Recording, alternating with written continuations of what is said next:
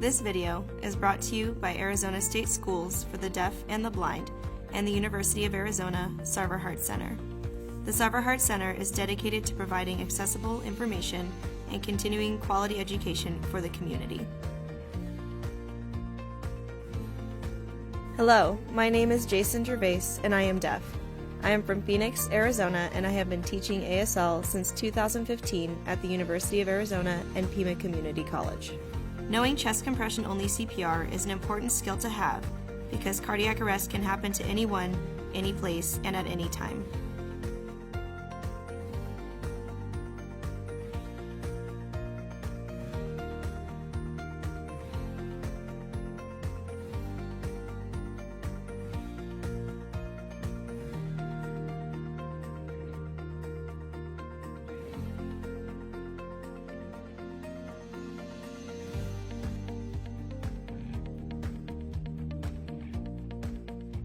Before we teach you the 3 C's of chest compression only CPR, it's important to know the difference between a cardiac arrest and a heart attack. A cardiac arrest happens when your heart suddenly stops beating. If someone is having a heart attack, they are conscious, meaning that their heart is still beating and they can tell you how they feel. Things to look for is that they might be holding their chest, they may be pale or sweaty, and they may have radiating pain in different body parts. Some of these include the left jaw and arm, back, and neck. In the case of cardiac arrest, this person will unexpectedly collapse and they are unconscious. This is when you want to use CCO CPR. When cardiac arrest happens, use the 3 C's: check, call, and compress.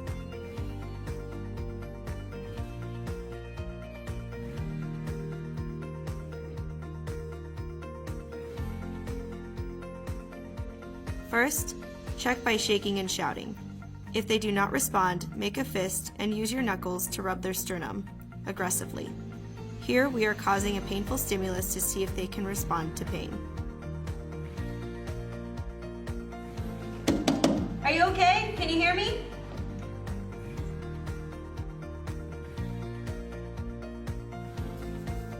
The next step is to contact 911. In this step, we want to initiate emergency response by asking someone to call 911. Text or calling depends on the state or city, so check if you can text or call 911. At this point, we also want to tell someone to go find an AED.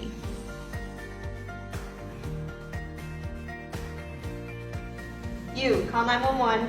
You, get me an AED.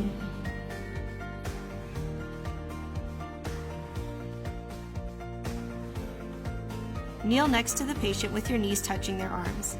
Take your first 2 fingers and place them underneath the patient's armpit. Trace to the center of the chest and place the heel of your palm where you traced. Interlock your fingers, lock your elbows so that they are straight and fall down with all of your body weight. Remember that you are not pushing with your shoulders but with your whole body.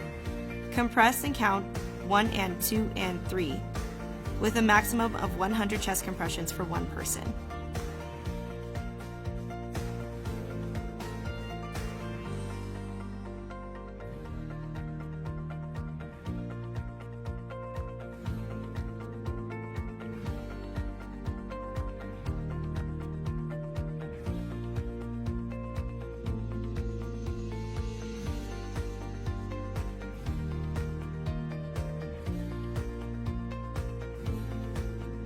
When in doubt, use chest compressions. However, chest compression only CPR should not be used on children under 8 and people who have had an obstruction to their airway. This includes choking, drowning, and drug overdoses. In these cases, use traditional CPR, which is 30 chest compressions to 2 breaths. If you are alone, first contact 911.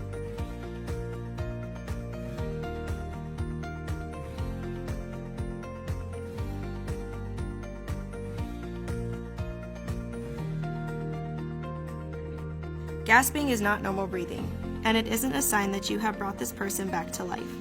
Gasping is inconsistent breathing, and the patient may be moving or violently gasping for air. Instead, this is a result of the brain receiving some blood and trying to restart the respiratory system. Do not stop chest compressions. Chest compressions are difficult, so switch off on chest compressions with someone every 100 chest compressions.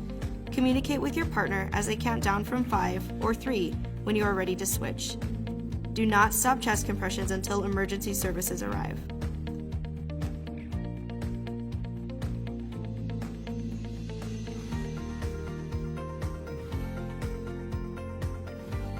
That's it. There are only 3 C's and it can save a life.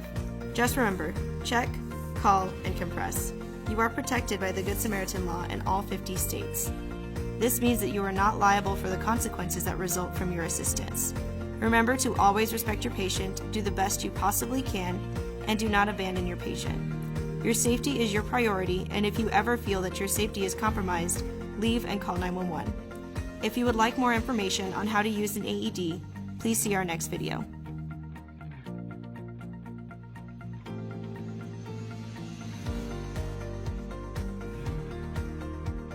Thank you for watching.